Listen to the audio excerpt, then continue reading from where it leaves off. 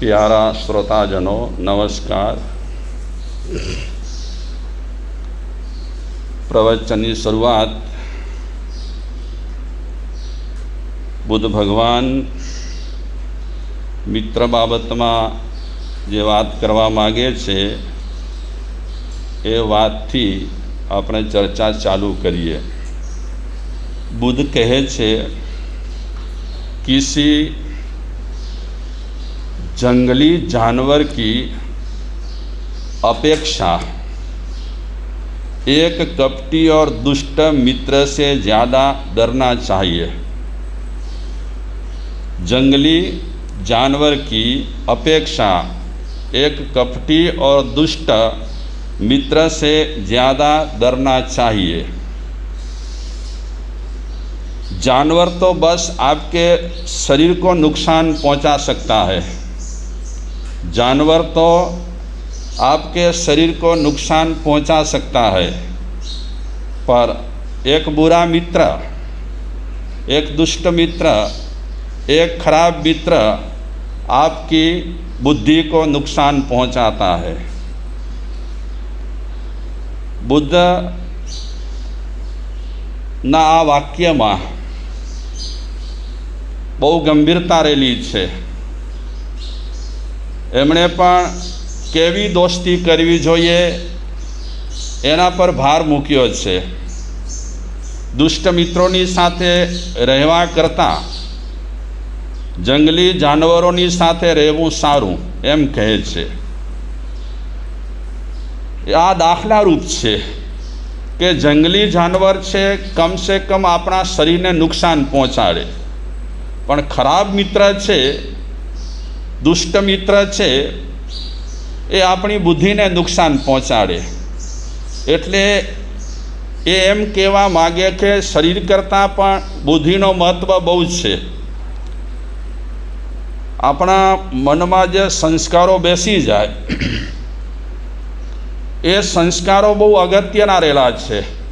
दुष्ट मित्रनी साथे आपणे रहीए तो शायद ए दुष्ट मित्रना संगातने कारणे आपणने बहु नुकसानी बुद्धिनी थाय छे अने बुद्धिनी नुकसानी ए आगळ जता आपणने वधारे पड़ता नुकसानो पहोंचाडे छे।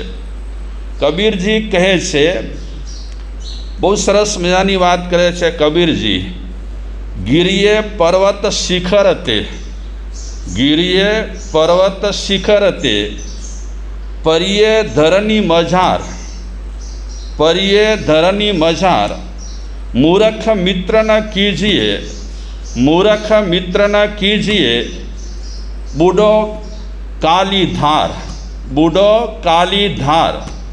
आ कबीरजीनी वाणी छे। आ बधा आध्यात्मिक पुरुषो रहेला छे, महापुरुषो रहेला छे, एमणे पण दोस्ती माटे वात करी छे। कबीरजी कहे छे के तमे ऊंचा ऊंचा पर्वत थी ठेंकड़ा मारो, कूदको मारो, ऊंचा ऊंचा पर्वत थी तमे पड़ो, परिये धरनी मझार, तमे पाताड़ में पहुंची जाओ। कबीरजी कहे छे पण क्यारे पण मूर्ख साथे तमे संग न करता, मूर्ख मित्र साथे संग न करता। ए कहेवा एम मागे छे कि एवं लागे तो तमे पर्वत परथी पड़ो। भले कोई मार्ग में तमे फसावो अने कोई पण प्रकारनी भले विपत्ति केम ना आवे, कबीरजी कहे छे भले आवे विपत्ति, पण तमे तमारा जीवन में मूर्ख दोस्तनो क्यारे पण सपोर्ट मांगो नहीं। मूर्ख दोस्तनो सपोर्ट, मूर्ख दोस्तनो व्यक्ति सपोर्ट मांगे तो भविष्य में ए विनाशकारी होय छे। दुष्ट मित्र छे एनी कदाच मदद मांगवामां आवे तो ए दुष्ट मित्र भविष्य में गमे त्यारे तकलीफ ऊभी करे। महात्मा गांधीजी पोताना सत्य प्रयोग में कहे छे कि हूँ ज्यारे हाईस्कूल में भणतो हतो, महात्मा गांधीजी शुं नाम हतुं एमनुं? हाँ, मोहनदास करमचंद गांधी। ए જ્યારે હાઈસ્કૂલમાં ભણતા હતા ત્યારે લખે છે પોતાના સત્ય પ્રયોગોમાં પોતાના પુસ્તકમાં લખે છે કે હાઈસ્કૂલમાં અભ્યાસ કરતાં કરતાં ખરાબ મિત્રોની સોબતે હું ચડ્યો, દુષ્ટ મિત્રોની સોબતે હું ચડ્યો, ગંદી ચેષ્ટાઓ કરનારા મિત્રોની સાથે એમની સોબતે ચડ્યો. મારી જીવનશૈલી સોબતે ચડ્યો એનાથી પહેલાં સારી હતી, પણ ખરાબ મિત્રોની સાથે સોબતે ચડ્યા પછી મારી જીવનશૈલી આખી ચેન્જ થઈ ગઈ.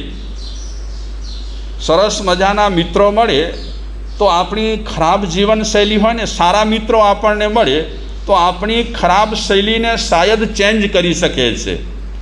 ઘણા મિત્રો એવા સુંદર મજાના હોય, ધાર્મિક વૃત્તિવાળા હોય, સંસ્કારી હોય, એના સહવાસમાં આવતા આપણને સામાયિક શીખવાનું મન થાય, પ્રતિક્રમણ શીખવાનું મન થાય, પૂજાપાઠ કરવાનું મન થાય. અને ઘણા મિત્રો એવા રહેલા હોય છે કે આપણે કાંઈક સત્કરણી કરતા હોઈએ તો સત્કરણીના આપણા ભાવને, સત્કરણીના આપણા રસને એ તોડી નાખે. મહાપુરુષો કહે છે જે વ્યક્તિઓ આપણા સારા વિચારોને તોડતા હોય એવા મિત્રોની સોબત કરવા જેવી નથી. તો મહાત્મા ગાંધીજી એમની આખી જીવનશૈલી બદલાઈ ગઈ, મતલબ કે ખરાબ થઈ ગઈ. એ મહાત્મા ગાંધીજી લખે છે કે છોકરાઓની સોબતે ચડ્યા પછી, ખરાબ મિત્રોની સોબતે ચડ્યા પછી હું બીડી પીવા લાગ્યો. સમય જતાં હું શરાબ પીવા લાગ્યો. સમય જતાં માંસ પણ ખાવા લાગ્યો. ઘરમાં સાત્વિક સંસ્કારો રહેલા હતા. ક્યારેક ઘરના સંસ્કારો અને મા બાપના સંસ્કારો કરતાં પણ ખરાબ મિત્ર સાથે સોબત કરેલી હોય તો એના સંગની અસર બહુ જલદ લાગતી હોય છે. તો મહાત્મા ગાંધીજી વ્યસનોમાં ફસાયા, માંસાહાર પણ કરવા લાગ્યા. પણ એ ચુંગાલમાં સપડાયા પછી આવી ખરાબ પ્રવૃત્તિઓ કરતાં એ ક્યારેક ઘરમાંથી ચોરી પણ કરવા લાગ્યા, પોતાના ઘરમાંથી. એ પોતે લખે છે કે ધૂમ્રપાન, શરાબ વગેરે દુષ્ટ પ્રવૃત્તિઓ, ખરાબ પ્રવૃત્તિઓ કરવાને કારણે પૈસાની જરૂર પડે અને પૈસા બીજે ત્રીજે ન લેતા ઘરમાંથી હું ચોરી કરતો થયો. એટલે એક વ્યસન ઘૂસે જીવનમાં તો ધીરે ધીરે શાયદ બીજા વ્યસનો પણ એક પછી એક એની લંગર લાગતી હોય છે. મહાત્મા ગાંધીજી લખે છે કે ચોરી થઈ, ધૂમ્રપાન કર્યો, શરાબ પીધી, માંસાહાર પણ લીધું, પણ પછીથી જૂના જે સંસ્કારો હતા, મને ગરથુથીમાં જે સંસ્કારો મળેલા હતા એ સંસ્કારો પાછા ઉખડ્યા, ઉદયમાં આવ્યા. અને એ સંસ્કારો ઉદયમાં આવ્યા પછી મને મારી પ્રવૃત્તિ પર આત્મગ્લાનિ થવા લાગી. આત્મગ્લાનિ એટલે સમજો ને, નફરત થવા લાગી કે આ મેં શું કર્યું? બીડી પીવાય, શરાબ પીવાય, માંસાહાર કરાય. બહુ ગ્લાનિ થઈ, અફસોસ થયો. મને થયું કે આ કામ મેં ખોટું કર્યું છે. માણસને શરૂઆતમાં સંસ્કારો સારા પડી જાય અને વચ્ચે એવા મિત્રો મળી જાય કે સંસ્કારો શાયદ સારા રહેલા હોય છતાં ખરાબ મિત્રોને કારણે સંસ્કારો થોડીવાર માટે હટી પણ શકે છે અને પાછા સંસ્કારો સારા હોય તો ઉદયમાં આવી પણ શકે છે. આની કોઈ ગેરંટી નથી, આવી શકે ન પણ આવી શકે. આજે ઘણા છોકરાઓ ખરાબ વ્યસનોની લતે ચડ્યા છે. એમાં મોટા ભાગે મિત્રોની દોસ્તી બહુ જ ભાગ ભજવતી હોય છે, ભાગ ભજવ્યો છે. તો મહાત્મા ગાંધીજીને ગ્લાનિ થયા પછી, આત્મગ્લાનિ થયા પછી, પોતાના કાર્ય પર નફરત થયા પછી એમને આત્મહત્યા કરવાની ઈચ્છા થઈ, સુસાઇડ કરવાની, કે મેં ખોટું કર્યું છે મારું આ જીવનમાં, આવું મારે કરવા જેવું ન હતું. સુસાઇડ કરવાની ઈચ્છા થઈ, પણ વિચારે છે કે સુસાઇડ કરીશ એનાથી જે મેં પાપ કર્યા છે એ ધોવાવાના નથી. એના કરતાં તો મારે કબૂલ કરવાના પાપ, જે પાપો મારાથી થયા છે, ચોરી, માંસાહાર, ધૂમ્રપાન, શરાબ વગેરે, મારે એ કરાર કરી અને પત્ર લખવો. એમણે પેન અને પત્ર લીધો. કેશરબેન પેન અને પત્ર લીધો. કોણે લીધો? હા, મહાત્મા ગાંધીજીએ પત્ર લીધો. પ્રેમપત્ર લખવા માટે નહીં, પણ શું લખવા માટે? એણે પત્ર લખવાની શરૂઆત કરી કે આવી રીતે મારી જીવનશૈલી ચેન્જ થઈ ગઈ, ખરાબ મિત્રોની સોબતે હું ચડ્યો, પછી જે કરતા હતા ખરાબ પ્રવૃત્તિઓ બધી લખી, બધું એકરાર કરે છે પોતાના મનથી. એકરાર કર્યા પછી એ મહાત્મા ગાંધીજીએ લખેલો પત્ર, બધી ભૂલો એમણે કબૂલી. ભૂલો કબૂલ્યા પછી એ પત્ર પોતાના પિતાજીને આપવા માટે ગયા. એમના પિતાજી તે સમય અસ્વસ્થ રહેલા હતા. પત્ર તો આપી દીધો પિતાજીને, અને પિતાજી એ પત્ર વાંચે છે. પત્ર વાંચતા એના પિતાજી રડવા લાગ્યા. એક બાજુ અસ્વસ્થ હતા, બીજી બાજુ પત્ર વાંચતા રડે છે. મહાત્મા ગાંધીજી જોઈ રહ્યા છે કે મારા બાપુજી એ પત્ર વાંચે છે અને રડી રહ્યા છે. એનો મતલબ એ છે કે મેં જે ખરાબ કર્યું છે એ ખરાબ એમને પસંદ પડ્યું નથી. એકરાર કર્યા પછી, પત્રમાં નોંધ લખ્યા પછી, જ્યારે એના પિતાજીએ પૂરો પત્ર વાંચી લીધો રડતા, ત્યારે પત્રના ટુકડા કરી નાખ્યા. ટુકડા કરી અને ફેંકી દીધા. મહાત્મા ગાંધીજી પોતાના પિતાજી પાસે પિતાજીની સામે આવી કરી અને રડ્યા, ખૂબ રડ્યા. કરાર કરે છે, ભૂલ કબૂલે છે કે પિતાજી મારાથી આ ખરાબ કાર્યો થઈ ગયા છે. એવા મિત્રોની સોબતે ચડી ગયો હતો, પણ આજથી આપની સામે હું સંકલ્પ લઉં છું કે ક્યારે પણ કોઈ ખરાબ મિત્રની સોબત નહીં કરું અને આવા ખોટા કોઈ ફંડામાં ફસાઈશ નહીં. તો કહેવાનો મતલબ એ કે આવા મજબૂત મનના જે લોકો રહેલા હતા એ પણ ઘણી વખત ખરાબ મિત્રોની સોબતના કારણે પોતાની આખી જીવનશૈલી પણ એમણે ખરાબ કરી નાખી હતી. આ તો ખરાબ કામ માટે માફી માગી અને પછીથી મારાથી આ ખરાબ કામ ક્યારે પણ ન થાય એની આ મહાત્મા ગાંધીજીએ સારી એવી મનમાં મનોબળ મજબૂત કર્યો. કહેવાનો તાત્પર્ય કે સોબતની અસર કેટલી થાય છે. આજના કાળમાં મિત્ર બનાવતા પહેલાં બહુ સાવધાની રાખવાની જરૂર છે. મેં ગઈકાલે પણ કીધું હતું કે હવે તમારા માટે આ પ્રશ્ન નથી. આપણે બધા આપણી જિંદગી ગણખરી શું કરી નાખીએ છીએ હવે?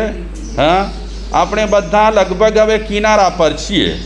કોઈ હવે પ્રાય કરીને આપણા આટલામાંથી કોઈ મધદરીય નથી. આપણે કોઈ નવજુવાન નથી છીએ અત્યારે પ્રાય કરીને. કદાચ હશે એકાદ બે છે કોઈ,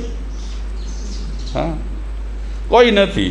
એટલે આપણા માટે આ પ્રશ્ન હવે બહુ ઊભો નથી થતો. પણ જેનું હજી નાજુક મન છે, જેનું હજી કોમળ મન રહેલું છે અને જેના માનસપટ પર હજી બહુ ખરાબ કાંઈ ચિતરાયું નથી, એવા લોકો માટે આ વાતો બહુ જ મહત્ત્વની રહેલી છે. ઘણા વિચારકો એમ કહે છે કે સારો મિત્ર મળે એ સારો મિત્ર અમૂલ્ય મૂડી કહેવાય. બીજી મૂડી મળે ન મળે, પણ એક સારો મિત્ર મળે એ આપણા સૌના માટે, જે સારા મિત્ર કરે છે એના માટે એ સારો મિત્ર અમૂલ્ય મૂડી સમાન રહેલો છે. આપણા શાસ્ત્રોમાં કહે છે વજ્જે જ અધમ મિતમ. આ વાક્યમાં એમ કહે છે કે અધર્મ મિત્ર રહેલો હોય એને તમે ત્યાગી દો, છોડી દો.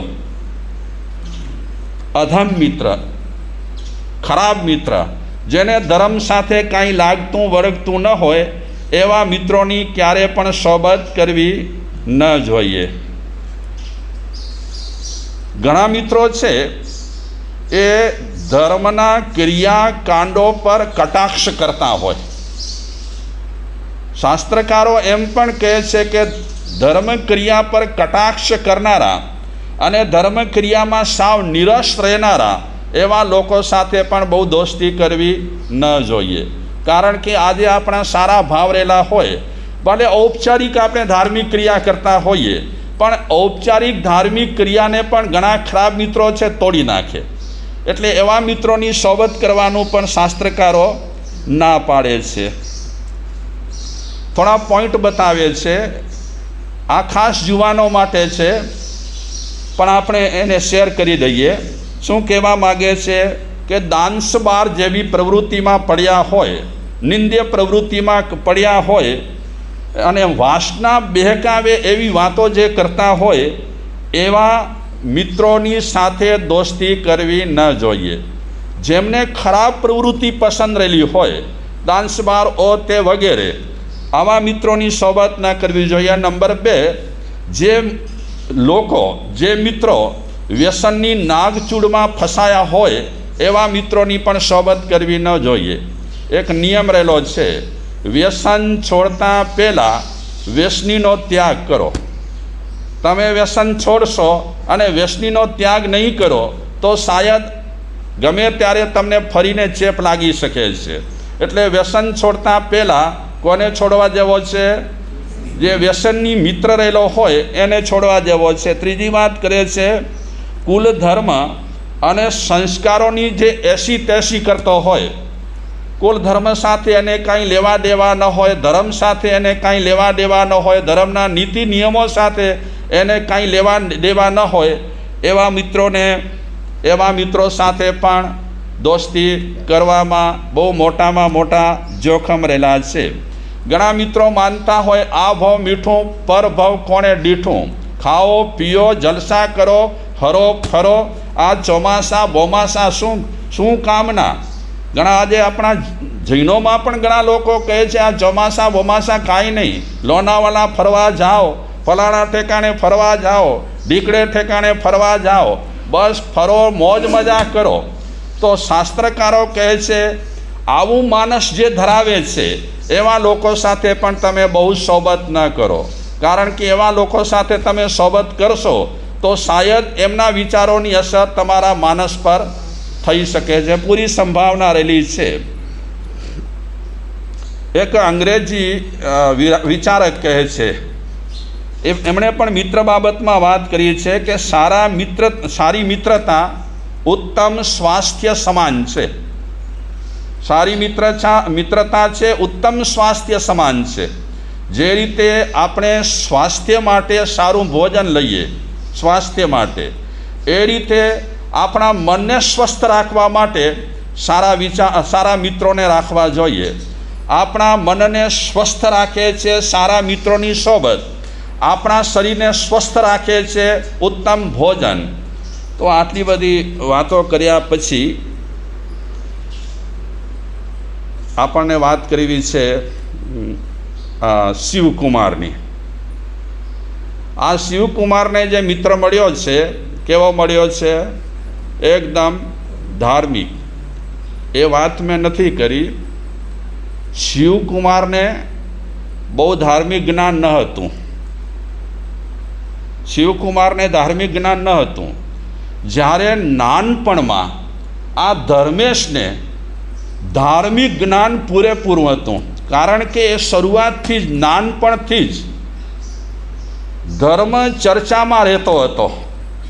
એટલે અત્યારે શિવકુમાર જેટલું નથી જાણતો ધાર્મિક બાબતમાં, એનાથી વધારે ધાર્મિક બાબતમાં કોણ જાણે છે? ધર્મેશ જાણે છે. અને આમ ધર્મેશ છે એ શ્રેષ્ઠી પુત્ર છે. શાયદ નાની ઉંમરમાં એના મા બાપ સાધુ સંતો પાસે લઈ જતા હશે, અને નાની ઉંમરમાં સાધુ સંતો પાસે લઈ જવાને કારણે, સાધુ સંતો સાથે જ્ઞાનની ચર્ચા કરવાને કારણે આ ધર્મેશ પાસે ધાર્મિક બાબતમાં, વિધિ નિષેધ બાબતમાં ઘણો જ્ઞાન રહેલો જ છે. શિવકુમારને જ્ઞાન ક્યારે મળ્યું ધાર્મિક? શરૂઆતમાં નથી મળ્યું, નાનપણમાં નથી મળ્યું.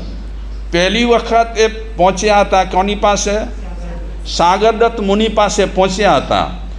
ત્યારે એમને ધાર્મિક જ્ઞાનની શરૂઆત થઈ હતી. એટલે આમ વિકસિત ધાર્મિક જ્ઞાન ધર્મેશ પાસે છે જેટલો આ શિવકુમાર પાસે નથી.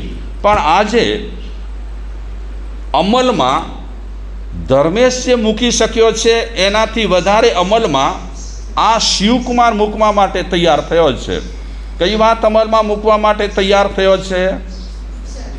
હજી ધર્મેશે એ તરફ પગલું ભર્યું નથી. દીક્ષા બાબતમાં, વૈરાગ્ય બાબતમાં હજી પગલાં નથી ભર્યા.